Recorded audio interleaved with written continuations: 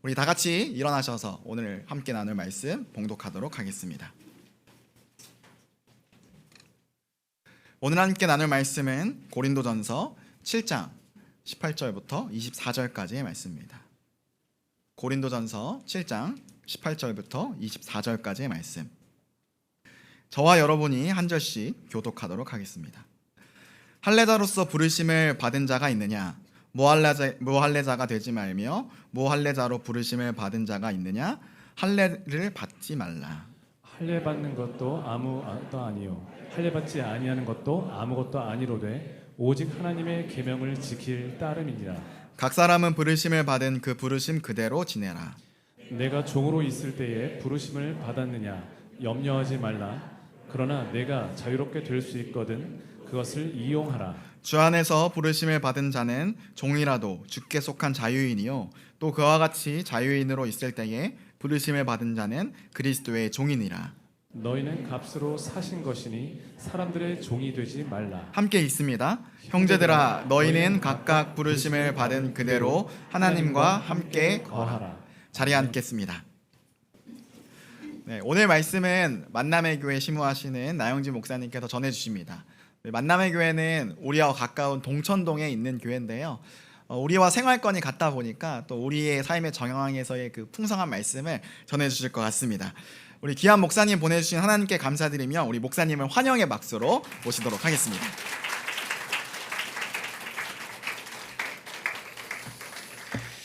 네, 여러분 반갑습니다. 네, 별로 안 반가우신 것 같아요. 네, 저는 같은 성남노회에 있고 또 우리 전상수 목사님 교회 한번 와보고 싶었는데 평일에는 한번 와본 적이 있는데 이렇게 강단에 서게 돼서 너무나 감사를 드립니다.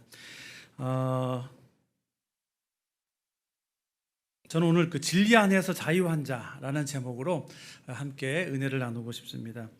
그 하버드 대학의 조지 메일런트 교수가 연구를 했습니다. 그 임상 연구를 한 10년 한 것이 아니고 한 사람, 두 사람 어떤 집단의 인생을 계속해서 연구를 했습니다. 한번 PPT를 좀 사진을 보여주시죠. 네. 그래서 그냥 단순하게 그냥 1년, 2년 한 것이 아니라 하버드 대학 졸업생 집단 또 뭐 어떤 집단을 연구해서 오랫동안 아주 두꺼운 책, 뭐 어떤 논문과 같은 책을 썼는데요. 그 책이 이제 책으로 오래전에 나왔어요. 아마 읽어보신 분도 계실 거예요. 행복의 조건이라고 하는 책입니다. 이 책이 참 재밌는 것은 이제 그 부제목이 있어요. 인생 성장 보고서, 어떻게 그들은 오랫동안 행복하게 살았을까 하는 거예요.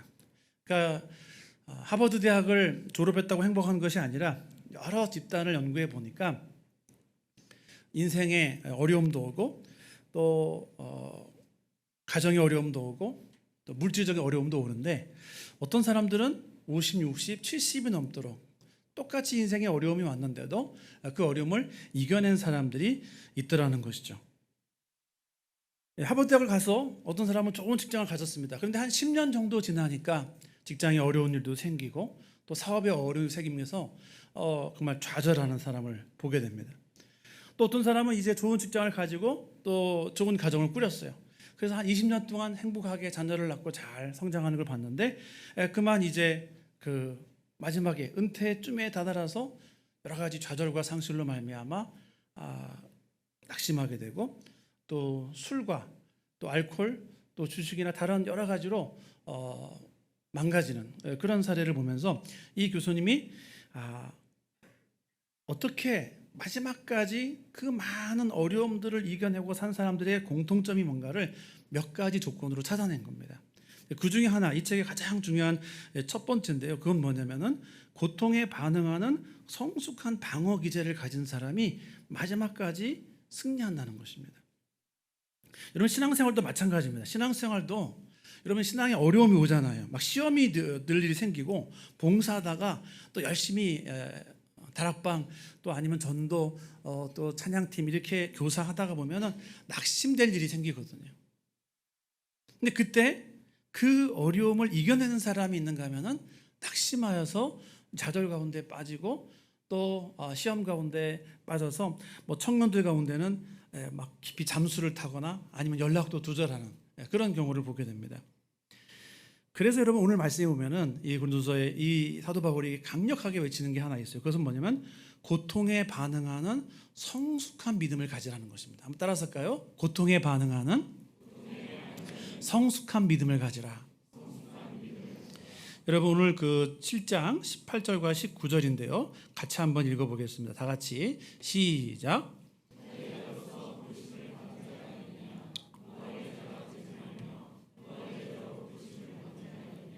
할례를 받지 말라. 할례 받는 것도 아무것도 아니요 할례 받지 아니하는 것도 아무것도 아니로되 오직 하나님의 계명을 지킬 따름이라. 아멘. 그러니까 이 고린도 교회에 그 두 가지 종류의 성도가 있었던 것 같아요. 하나는 정통 유대인, 방물자를 쓰고 수염을 기르고 난지 8일 만에 할례를 받고, 그래서 딱 봐도 저 사람은 정통 유대인이야, 저 사람은 하나님 백성이야, 아브라함의 후손이야. 그런데 고린도 지역에는 이제 이방인 가운데서 하나님을 알게 된 사람이 있었던 거죠. 근데 이 이방인 가운데서 하나님을 알게 된 사람들의 컴플렉스가 뭐였냐면 먼저 외적으로도 하나님의 자녀가 아닌 것 같은 거예요. 저 사람은 벌써 빵부자를 쓰고 뭐 기도를 하고, 그 다음에 몸에도 난지 8일 만에 할례가 되어 있고, 그리고 뭔가 풍기는 게 뭔가 하나님의 백성 같은, 정통 아브라함의 후손 같은. 그래서 이 이방인들이 자꾸 어떤 열등감, 자격지심을 느끼는 거죠. 그래서 사도 바울에게 편지했어요. 선생님, 제가 다 좋은데, 예수 믿을 때 다 좋은데, 봉사도 하겠고 다 하겠는데, 제가 저 유대인들처럼, 정통 유대인들처럼 저도 할례를 받으면 안 되겠습니까? 제가 좀 그것을 가지고 좀 뭔가 저도 있는 사람들처럼, 정통 하나님 백성들처럼 좀 이 조건만 채워주시면 안 되겠습니까? 라고 편지를 한 거예요.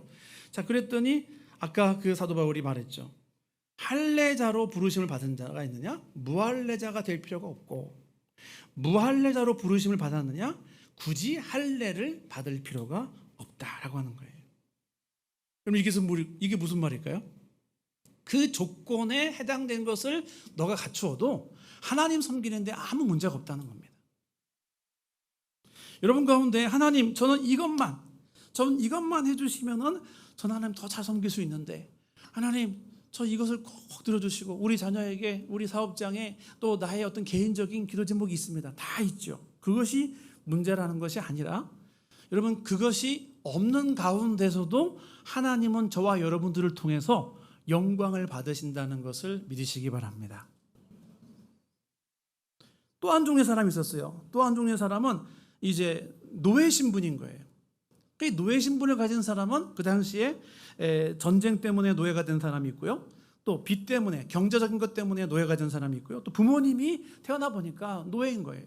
종의 신분인 거죠. 그러니까 이들이 고린도 교회 다니면서 열등감이 있는 겁니다.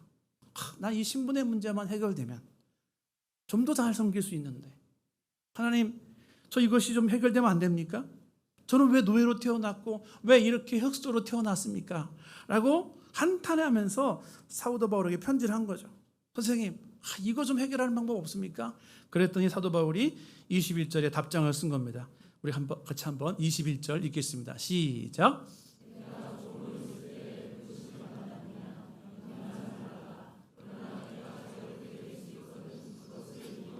아멘. 네가 종으로, 노예로 있을 때 하나님 알게 됐느냐? 걱정하지 마라.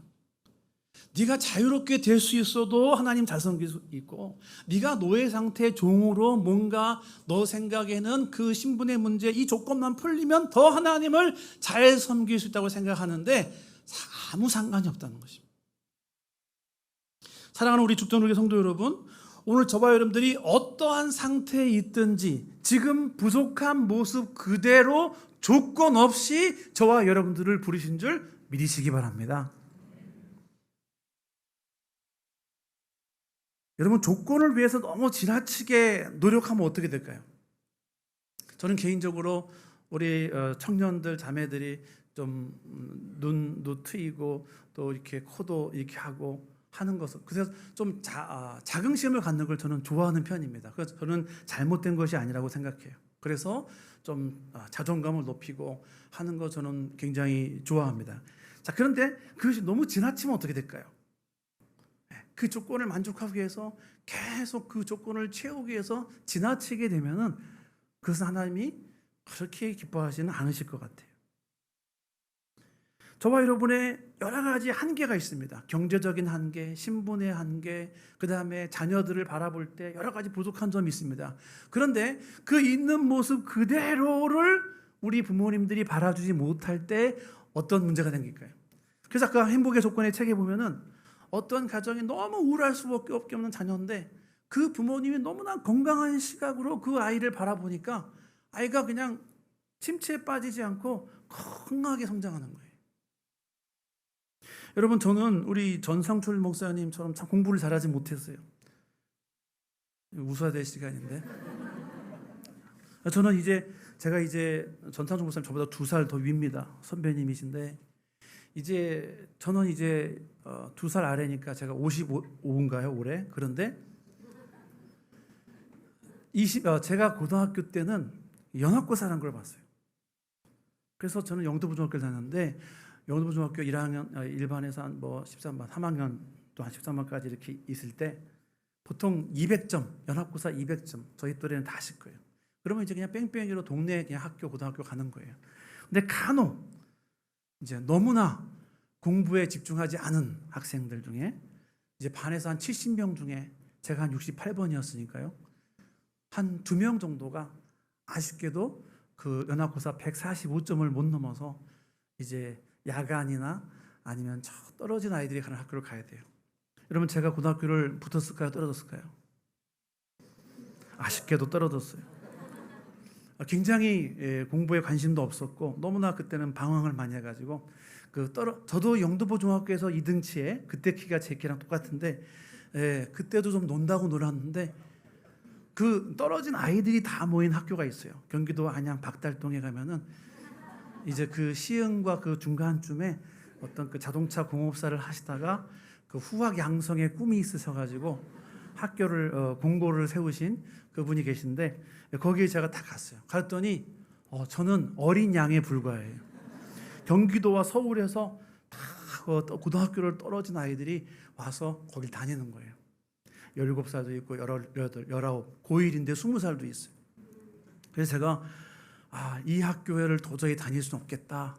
그래서 6개월 만에 자퇴를 하고 고등학교를 재수를 해가지고 지금 대방동에 있는 성남고등학교를 가게 됐어요. 근데 간신히 들어갔기 때문에 이제 고등학교도 60명 가운데 거의 한 57등, 유도부, 검도부 빼고 나면은 거의 실질적인 제가 이제 꼴등을 하는. 그래서 이제 고2, 고3 이렇게 이제 지내다가 역시 이제 대학을 이제 떨어지고 재수를 하고 그다음에 이제 삼수를 하고 그다음에 잠수를 해서 이제 제가 대학을 일반대 갔다가 군에 가서 이제 은혜를 받고 제가 27살에 이제 총신대신학과를 다시 들어가서 30살에 대학을 졸업한 줄 믿으시기 바랍니다. 여러분, 근데요, 제가 너무 이제 그때 그런 거예요. 27살에 대학교 19살, 20살짜리라고 다니니까 저하고 한 3명이 나이가 많았는데 너무 좀 창피한 거예요. MT도 못 가고 이 나이에 뭐 했나. 그래서 왜 이렇게 늦게 내가 신학했나 막 그런 생각이 드는데 전상춘 목사님을 만나니까 그렇게 제가 늦은 건 아니더라고요. 전 목사님 공부를 잘해서 늦은 거고 저는 좀 헤매다가 늦었는데, 그런데 여러분, 제가 나중에 이제 사역을 하면서 청년부 사역을 하는데 너무 도움이 되는 거예요. 왜냐? 이 청년들이 진로 고민을 하러 저한테 막 오는 거예요. 목사님, 26살 된 어떤 치과에 다니는 청년이 목사님, 제가 2년제를 나왔는데 좀 더 공부해가지고 뭘 해보고 싶은데 엄마는 시집가라고 준비하라고 하는데 목사님 어떻게 했으면 좋겠어요? 그럼 제가 과감하게 나는 27살에 대학을 갔다. 과감하게 시도하라. 할렐루야. 엄마가 반대합니다. 엄마의 말은 하나님의 말씀이 아니기 때문에 거절해도 된다. 그래서 제가 호주도 보내고 워킹홀리데이, 미국의 또 문화사역, 또 제주도의 열방대학 많이 보내가지고요. 물론 학부모든 어머님들은 조금 싫어하셨지만은 아이들이 다녀와서 너무나 행복하게 사는 거예요. 여러분, 제가 좀 늦은 줄 알았더니 나중에 신학을 하고 35살에 안수를 받고 나중에 이제 사역을 쭉 하다가 또 이제 이민교회를 잠시 경험할 은혜를 주었어요. 거기서 너무나 고생했어요. 이민교회에서 너무나 고생하고 이제 거기서는 제가 신학을 계속 해야 되나 그런 고민까지 생겼어요. 목회를 해야 되나?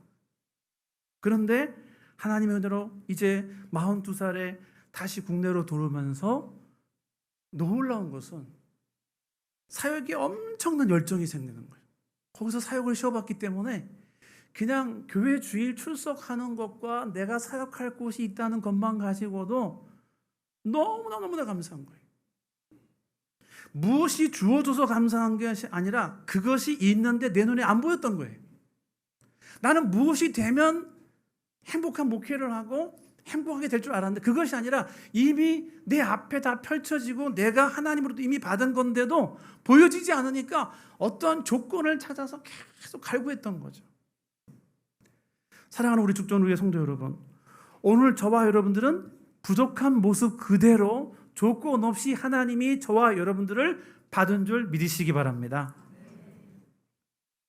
그럴 때에 어떤 기도를 하게 되냐면요, 두 번째로 고난에 반응하는 성숙한 방어 능력을 가지게 되면요, 두 번째로 환경과 조건의 변화보다 자신의 변화를 위해서 기도하게 됩니다. 한번 따라서 할까요? 환경과 조건의 변화보다 자신의 변화를 위해서 기도합니다. 그러니까 여러분, 오늘 우리의 기도가 어떤 조건을 놓고 기도하잖아요. 그것이 잘못된 기도라는 것이 아니라 사실은 그 조건을 놓고 기도하면서 동시에 이미 나에게 주어진 것에 대한 감사가 있어야 되거든요. 그런데 항상 과거를 후회하고 미래를 염려하면서 현재에 감사하지 못하는 사람들이 굉장히 많다는 거예요. 그 조건이 되면 여러분, 누가복음 24장 42절에 우리 주님께서 어떻게 기도하십니까? 우리 주님의 기도를 한번 같이 읽어보겠습니다. 24장 42절 시작.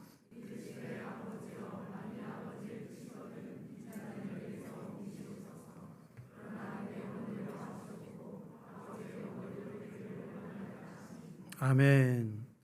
내 원대로 내 뜻대로 마옵시고 아버지의 원대로 되기를 원하나이다.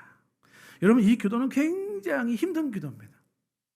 지금 예수님은 십자가 사역을 피하고 싶은 거예요. 너무나 큰 고통이에요. 왜? 육신의 몸으로 오셨기 때문에. 그런데 우리 주님의 기도가 내 뜻대로 마옵시고, 그러나 이 십자가를 피하고 싶은 기도도 있지만 그러나 아버지의 뜻대로 되기를 원합니다 라고 하는 거죠. 여러분, 이것이 만약에 우리 자녀를 위해 기도할 때에 하나님 우리 자녀에게 이것이 되길 원하고, 우리 남편과 아내가 이것이 변화되길 원하고, 우리 교회가 이것이 되길 원하는데 하나님, 그러나 내 뜻대로 되기를 원치 않고 아버지의 뜻대로 되기를 원합니다 라고 기도하는 것이 여러분 굉장히 어렵습니다. 이 기도를 하면 힘이 쫙 빠져요. 하나님, 우리 자녀, 우리 아들, 우리 남편, 우리 회사, 우리 직장, 미래가 있는데 계속 기도하다가 여러분 마지막에 그러나 하나님 내 뜻대로 마옵시고 아버지의 뜻대로 되기를 원합니다. 여러분, 그렇게 기도해보세요. 갑자기 힘이 쫙 빠진다니까요. 혹시 우리 자녀를 선교사로 보내지 않으실까? 혹시 나에게 어마어마한 교사나 봉사를 요구하지 않으실까? 막 겁이 나는 거죠. 그런데 여러분, 하나님은 절대로 그렇게 하지 않으세요. 저와 여러분들에게, 저와 여러분보다 더 잘하신 하나님께서 저와 여러분들을 창조하신 하나님이 더 잘 분석하셔서 가장 필요한 때에 필요한 방법으로 역사하시는 줄 믿으시기 바랍니다. 여러분, 누가 그랬느냐? 사도 바울도 그랬어요. 여러분, 사도 바울은 이제 선교사예요. 그래서 결혼도 하지 않고 선교를 위해서 애쓰는데 비두니아라고 하는 지역으로 가고 계속 준비를 했어요. 이 선교를 하나님 성공시켜 주옵소서. 근데 사도행전 16장 7절에 보니까 비두니아로 가는 것을 하나님이 허락하지 아니하는 거예요. 여러분, 지금 사도 바울은 놀러 가는 게 아닙니다. 자기의 야망과 꿈을 이루려고 하는 것이 아니라 하나님의 뜻에 순종하는 겁니다. 하나님, 나 교사로, 내가 찬양팀으로, 내가 순장으로, 다락방으로, 훈련으로 내가 순종합니다. 근데 여러분, 순종하면 하나님께서 탄탄대로를 열어주시면 좋잖아요. 여러분, 훈련해서 순종해가지고 훈련에 들어오면은 정말 은혜 받은 사람들, 나와 케미가 맞는 사람들, 막 다락방에 가면 정말 나를 반겨이 맞아주고 행복한 사람들만 있으면 얼마나 좋아요. 그렇지 않은 경우도 있다라고 하는 거예요. 근데 사도 바울이 그 예수의 영이 허락하지 않을 때 너무 마음에 고민이 되는 거죠. 내가 뭐 잘못했나? 난 지금 하나님의 일을 하고 내가 훈련받으러 들어왔고 내가 다락방을 더 열심히 하려고 하고 내가 말씀을 읽고 묵상하고 하나님 앞에 더 가까이 가려고 하는데 왜 하나님은 이것을 허락하지 않고 내 여러 가지 일에 어떤 장애와 어려움이 생기는가? 그때 이 사도 바울이 마게도냐 환상을 보게 돼요. 여러분 사도행전 16장 10절입니다. 16장 다 같이 시작.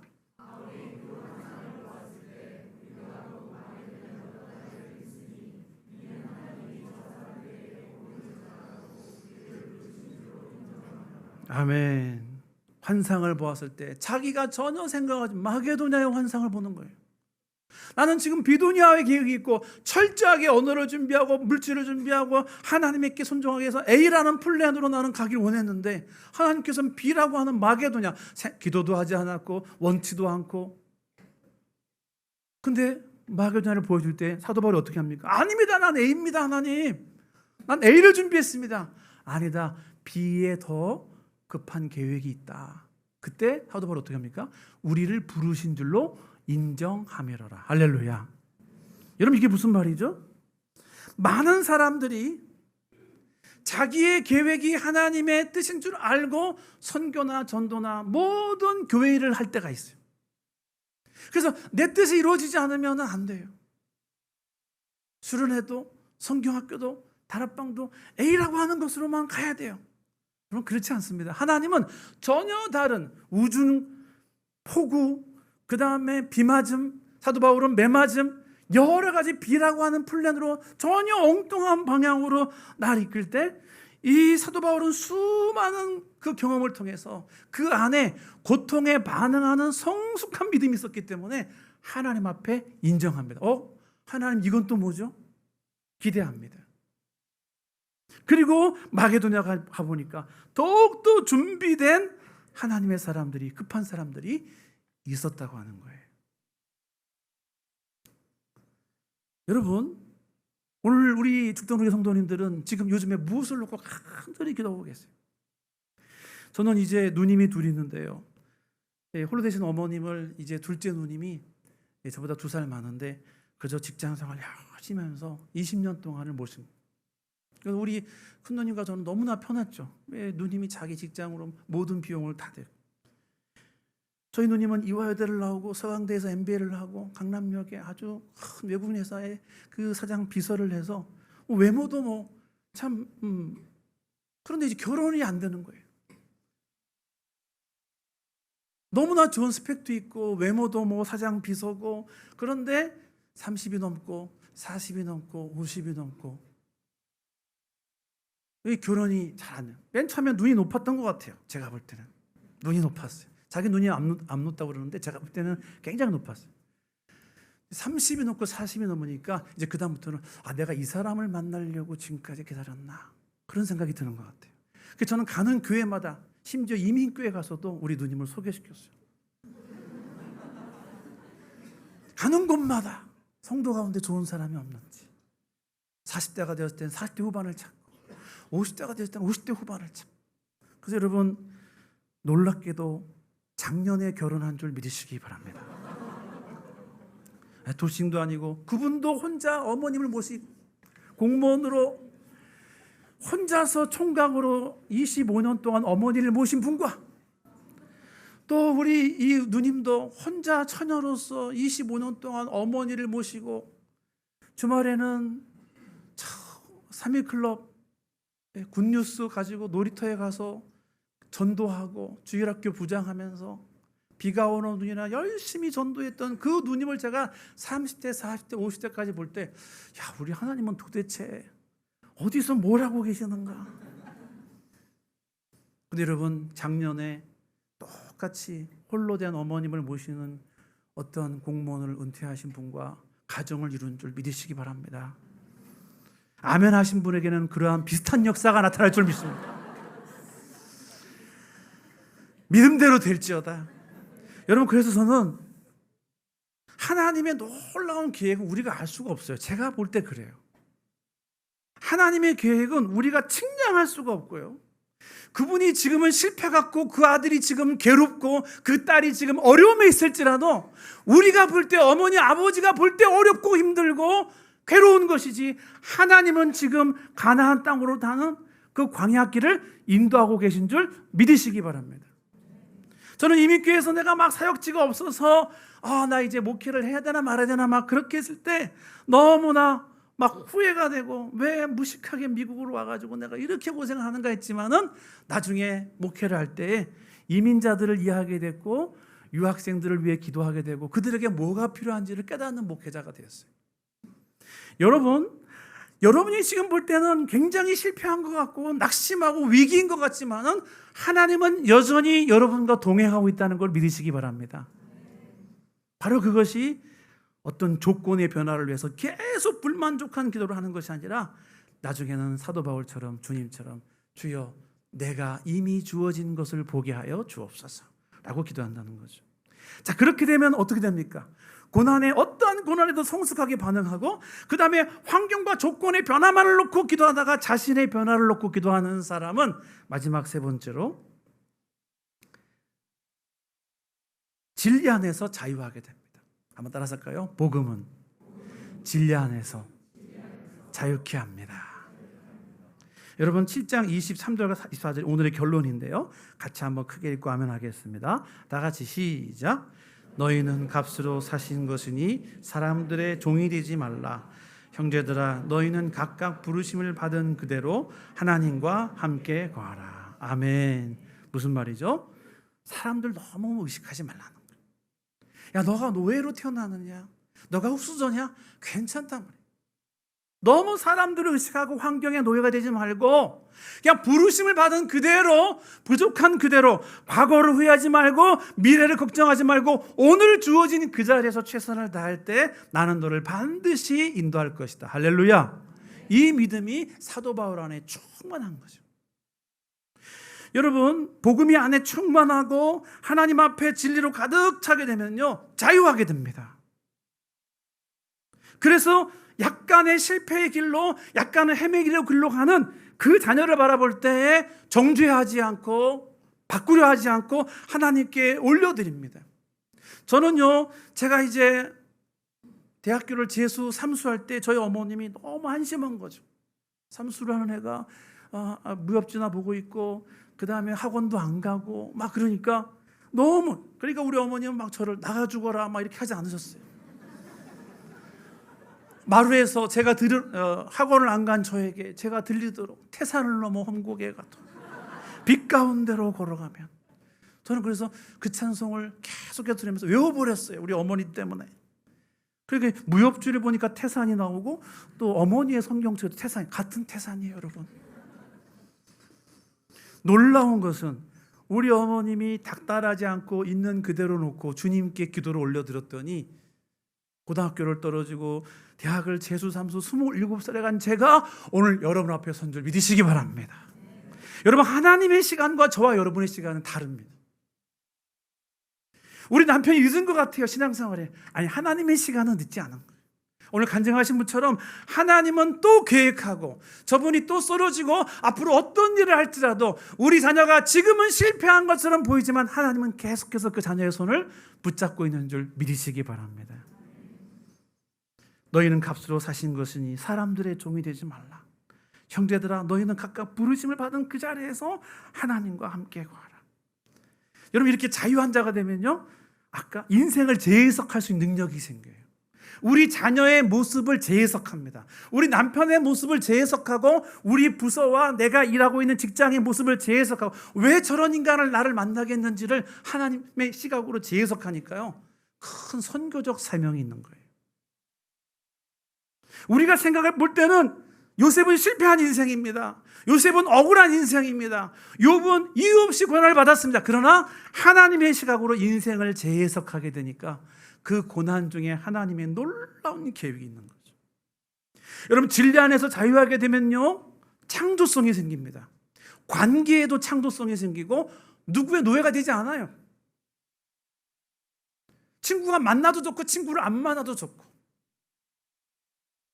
자기 안에서 자유함이 있으니까 어떤 사람, 다락방에서 어떤 사람, 부서에서 어떤 사람이 있어도 자유한 거죠.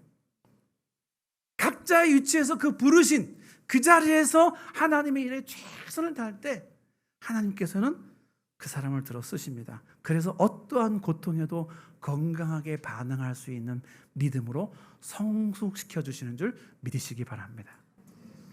말씀을 정리합니다. 제가 좋아하는 찬양이 하나 있어요. 부르신 곳에서, 거기 가사에 보면은 어떤 상황에도 나는 예배합니다. 누가 가는 길을 가는 게 아니라 길이 없는 그곳에 내가 가는 그 길이 된다는 거예요. 너무나 가사가 은혜스러워요. 저는 우리 죽전 우리 교회가 다음 세대에서 너무 애쓰는 모습을 보면서 하나님 축복해 주시는구나. 죽전 우리 교회가 오늘날의 다음 세대가 안 된다고 할 때 그 길을 걸어갈 때 죽전 우리 교회가 가는 그 길이 우리 다음 세대를 회복하는 길이 될 줄 믿습니다. 내가 걸어갈 때 길이 되고 살아갈 때 삶이 되는, 누구의 기준에 너무 의존하지 않고 우리 아들, 딸의 기준 그대로 맞춰주면서 하나님 이 아들과 딸을 주님의 손에 올려드립니다. 나도 그렇게 하나님께서 인도하셔 여기까지 왔고 우리 아들과 딸도 주님께서 인도하실 줄 믿습니다. 그럴 때 강요하지 않습니다. 지사님의 계획대로 한번 해보세요. 순장님의 말씀에 따르겠습니다. 가성비를 따지지 않아요. 창조적인 생각이 들고요, 순종하게 되고요, 남을 바꾸려 하지 않습니다. 그러면서 자유하죠. 자유한 거죠. 불편하지 않아요. 그럴 때 하나님께서 말씀하십니다. 너는 정말로 진리 안에서 자유한, 너 안에 복음이 가득한 자고, 너는 절대로 과거를 후회하지 않고 미래를 걱정하지 않으며 오늘의 최선을 다하는 인생이 될 것이다.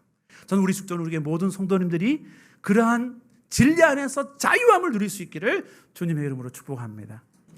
우리 마지막 기도문이 있는데요, 마지막 기도문을 함께 읽고 우리 찬양하도록 하겠습니다. 우리 기도문 한번 보여주시죠. 다 같이 시작.